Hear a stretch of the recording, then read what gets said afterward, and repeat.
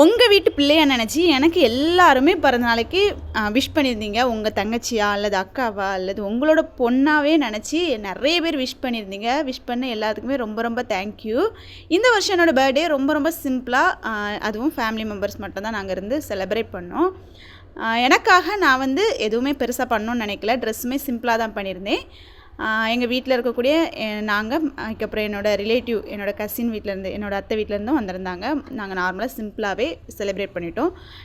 அதாவது comment section ஃபுல்லும் பார்த்துருந்தேன். என்னோடய பர்த்டேன்னு போட்டிருந்தேன். அந்த வீடியோவில் கீழே கமெண்ட் செக்ஷன் ஃபுல்லுமே எல்லாருமே விஷ் பண்ணியிருந்தீங்க. எனக்கு பர்சனலாக வாட்ஸ்அப்புக்கு மெசேஜ் பண்ணியிருந்தீங்க. யார், நீங்கள் எப்படி இருப்பீங்க, எந்த ஊரில் இருக்கீங்க அப்படின்னு எதுவுமே எனக்கு தெரியாது. ஆனால் என் மேலே இருக்கக்கூடிய பாசத்தினால இந்த அளவுக்கு விஷ் பண்ணியிருக்கீங்க.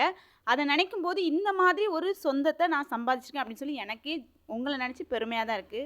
அது மட்டும் இல்லை, என்ன பிடிச்சவங்களுக்கும் எனக்கு வந்து கிஃப்ட் பண்ணியிருந்தாங்க. நிறைய கிஃப்ட்டுமே இந்த டைம் கிடச்சிருந்து.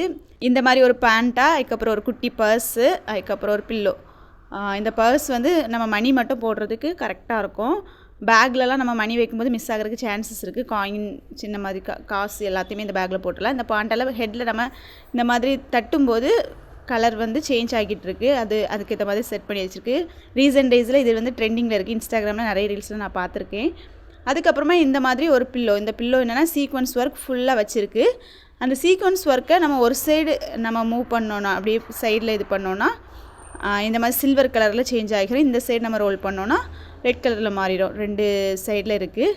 நமக்கு மைண்ட் ரொம்ப ஸ்ட்ரெஸ்ஸாக இருக்கும்போது இதில் கையை வச்சு நம்ம விளையாடினா ரொம்ப ரிலாக்ஸாக இருக்குது. அதாவது ரொம்ப டைம் நம்ம ஸ்க்ரீன் பார்க்கும்போது, கம்ப்யூட்டரில் ஒர்க் பண்ணும்போது ரொம்பவே ஸ்ட்ரெஸ் ஆகுது.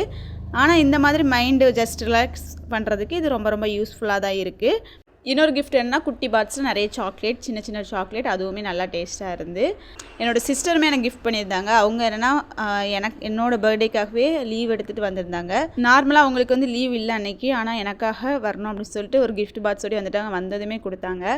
அதை பார்க்கும்போது அதுலேயுமே இருந்த ஸ்வீட் வந்து ரொம்ப ரொம்ப டேஸ்ட்டாக இருந்து, நல்ல பிராண்டட் ஷாப்னு நினைக்கிறேன். நல்லா இருந்து. ஃபைனலாக எங்களோட டின்னர் வந்து பிரியாணி பண்ணி முடிச்சிட்டோம். பிரியாணி வந்து ரொம்ப ரொம்ப டேஸ்ட்டாக இருந்தது. நாங்களே தான் பண்ணோம். அதுவும் டேஸ்ட்டாக இருந்து. எங்களோட ஒன் டே அன்றைக்கி இப்படி தான் போச்சு. மதியம் வரைக்கும் சர்ச் போயிட்டு வந்தோம். சர்ச் போயிட்டு வந்ததுக்கப்புறமா இந்த மாதிரி குட்டி செலிப்ரேஷனோட நாங்கள் அந்த டேயை முடித்தோம். இப்போ என்னென்னா ரொம்ப ரொம்ப மனசு கஷ்டமாக இருக்குது. வருஷம் போக போக வயசும் ஏறிட்டு போகுது. இன்னும் ஒரு வருஷம் கழிச்சா தான் அடுத்த பர்த்டே வரும் அப்படின்னு சொல்லி கொஞ்சம் ஃபீலிங்காக தான் இருக்குது. எனிவேஸ், விஷ் பண்ண எல்லாருக்குமே ரொம்ப ரொம்ப தேங்க்யூ.